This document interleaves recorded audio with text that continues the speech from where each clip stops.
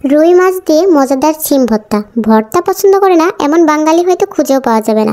আজকে আপনার দেখাবো রুই মাছ দিয়ে সিম ভর্তা। তো আসসালামু আলাইকুম, কেমন আছেন সবাই? সম্পাস ওয়ার্ল্ড পেজে সবাইকে স্বাগতম।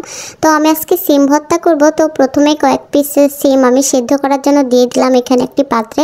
আগে থেকে একটু পানি গরম করা ছিল, সেই পানিতে কিন্তু আমি 5টি সিম দিয়ে দিয়েছি। যেহেতু আমি একা খাবো, কম পরিমাণে তৈরি করব, এই জন্য কিন্তু আমি 5টা সিম দিয়েছি। আপনারা আপনাদের পরিমাণ মতো দিয়ে নেবেন। তো আমার সিম কিন্তু সেদ্ধ করা হয়ে গেছে। এর মাঝে আমি একটু পেঁয়াজ, একটু রসুন আর কাঁচামরিচ রেডি করে নিয়েছি, যেগুলো এই ভর্তাতে লাগবে।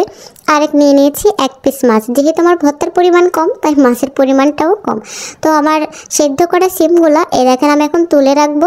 এগুলো পানি ঝরানোর জন্য রেখে দেবো, যাতে পানিগুলো একদম ঝরে যায়। যতটুকু পানি ছিল, আমি কিন্তু সিমের 2 মুখটা কেটে নিইনি, তাহলে কিন্তু ভেতরে আরও বেশি পানি ঢুকে যেত।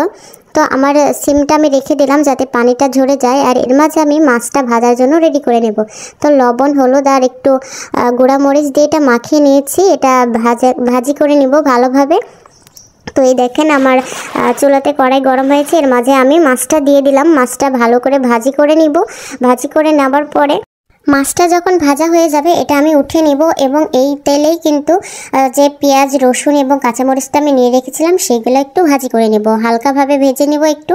তো পেঁয়াজটা ভাজা হয়ে গেলে রসুন এবং মরিচটাও সঙ্গে ভালো করে বেছে নেব, কারণ আমি এটা ভর্তাতে দিব। ভর্তাতে একটু ভাজা পেঁয়াজ মরিচ আমার খুব পছন্দ। আপনারা কিন্তু চাইলে কাঁচাও দিতে পারবেন, যেটা স্বাদ। আমার এমনিতে পেঁয়াজ একটু তেমন খুব একটা ভালো লাগে না, কারণ এর গন্ধটা আমার খুবই অপছন্দের।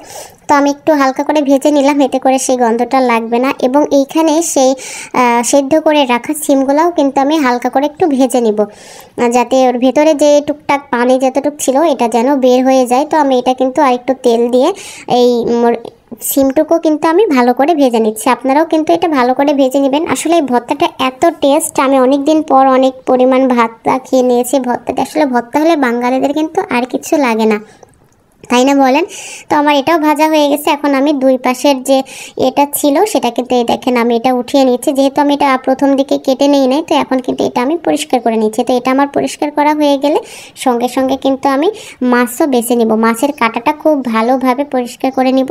মাছের কাঁটা দেখেন আমি বেছে নিয়েছি। যেহেতু এটা আমি এখন বাটবো, কাঁটা থাকলে কিন্তু গলায় আটকে যাবে, তো অবশ্যই খুব ভালোভাবে কাঁটা বেছে নেবেন। এরপর আমি এটা কিন্তু পাটাতেই বেটে নিব, কারণ পাটায় বাটা ভর্তার মতো টেস্ট কিন্তু আর কিছুতেই নাই। খুবই মজা লাগে পাটায় বাটলে। অনেকে ব্লেন্ডার করতে পারেন আপনারা, তবে পাটায় বাটলে যে স্বাদ, এটা কিন্তু ব্লেন্ডারে আসবে না। তো আমি দেখেন আমার ভর্তাটা এখানে প্রায় রেডি। আমি এখন এগুলো আমি খুব ভালোভাবে বেটে নিব। সাথে কিন্তু লবণ অবশ্যই দিয়ে নেবেন, যেটা আমি ভিডিওতে করি না আর কি। আপনারা কিন্তু লবণ দিয়ে নেবেন আপনাদের স্বাদ অনুযায়ী।